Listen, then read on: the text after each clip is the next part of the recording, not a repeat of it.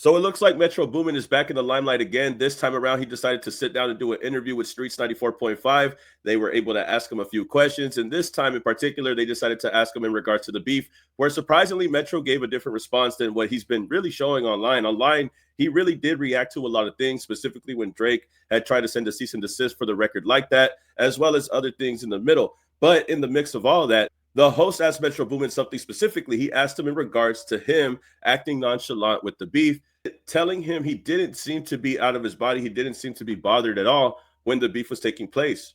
Metro Boomin calmly responds by saying, "It's WWE, man," which in a way would be him saying that it's entertainment. I know people have their takes of wrestling and all of that, right? But in hindsight, this is really just what it is, right? It's just entertainment. It was all hyperbole. It was all rap battle. Two people going at it just like two wrestlers going at it. I see what he was trying to imply by saying that this was a battle for people's entertainment, and that's all it was. The host of the show asked him something specifically. He told him, "Yeah, because I remember seeing you on stage while you were performing somewhere overseas when a fan said something or hollered a lyric from Push Ups, which is a Drake diss from the back and forth that he had with Kendrick Lamar. This is the song where Metro gets dissed. This is where Drake has said a few lines to Metro. Metro! All right, so this is the clip right here. Metro, shut your up and play some drums. I heard it. Bro, this is the exact clip that he's talking about. Hey, man, I saw that you weren't taking it serious. Nobody was really getting upset when these guys had said that. You weren't getting upset when the guys had said that. These were just fans that were going to your show. These fans paid tickets to see him and other people. So the fact that these fans were just doing that, they were just messing around. But let's just be real. Anybody that were to get offended about this battle would be Drake. It wouldn't be Metro. It wouldn't be Kendrick Lamar. It wouldn't be anybody else but him. He's the only one that would actually take any of this serious. The last person to take any of this serious would have been Metro Boomin. Now, I think the only thing, like I said, that he was offended by in the slightest, if anything, was the cease and desist, especially when Drake was calling out cease and desist in Family Matters, and then he's the one that ended up sending them one for like that. So that was the only thing that I saw when he had shared the email. But as far as that, it's like he said, I don't think he's really been taking it too serious. I don't think that he's really made any public statements in regards to this. But then, of course, he's saying it's WWE. It's all entertainment. It's nothing to be taken serious, except for that one guy that ended up taking it to court because he, in fact, did take it serious. And another reason why I think it's funny that he mentioned WWE was because of the lyrics that were said in here, right? One of the things that Kendrick had said was jabroni, which is funny because that's kind of like a nostalgia thing for wrestlers. Like that's what The Rock used to say back in the day. Another thing, obviously, was when he said sweet chin music and I won't pass the aux. Sweet chin music being a wrestling move, being a move that was used by Shawn Michaels, you know, the super kick, tuning up the band, sweet chin music. Going well with the song, honestly, because, you know, you're beating somebody in a musical battle. So it was a pretty good reference, honestly. Another thing that was interesting, not only by him mentioning WWE, but it was a thing that he said in regards to the rap game. He had spoke about the rap game a little bit here, and this is what he had to say. This is from the same interview. He says, Metro Boomin says that many hip-hop albums nowadays end up sounding like compilations because too many producers are involved and no one's guiding the overall vision. A lot of projects today sound like compilations. They don't sound like one idea or one complete thought. I feel like what you need in hip hop is somebody that's not you to drive the ship.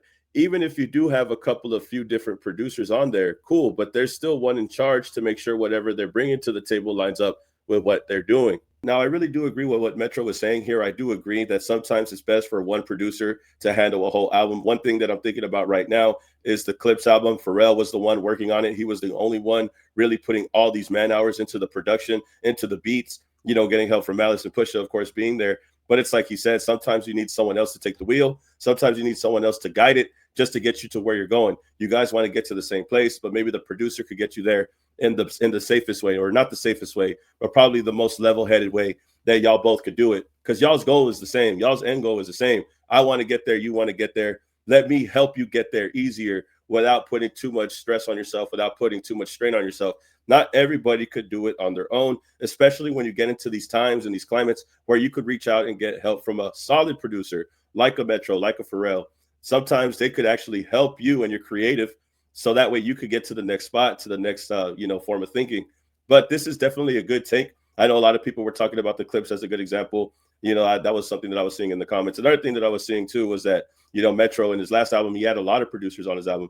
But I don't really look at Metro talking about his album in particular. I think he's just saying, you know, when you're working on a body of work that really just needs to focus on like one type of sound or one type of motivation, you know. As far as the heroes and villains, it was still a good project, regardless of how many producers were on it, whether it would have been him or more people, but there was more producers. But without a doubt, though, I still feel like he's just talking in general. When you're going for like a type of genre or where you're going for a type of aesthetic, it's hard to make the same aesthetic when there's multiple perspectives working on one beat versus him trying to gather a whole type of wave.